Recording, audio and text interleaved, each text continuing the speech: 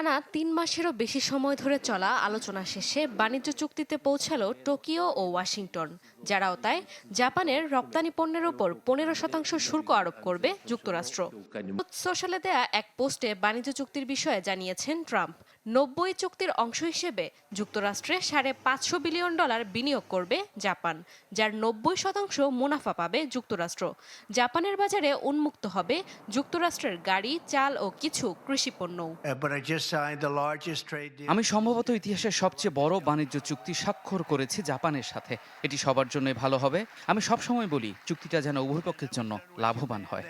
বাণিজ্য চুক্তির খবরে জাপানের নিক্কেই 225 সূচক বেড়েছে প্রায় ২.৫%। বেড়েছে টয়োটা, নিশান, হোন্ডার মতো গাড়ি নির্মাতা প্রতিষ্ঠানগুলোর শেয়ার। এদিকে প্রেসিডেন্ট ট্রাম্প ইঙ্গিত দিয়েছেন শিগগিরই ঘোষণা আসবে ইউরোপীয় ইউনিয়নের সাথে বাণিজ্য চুক্তির।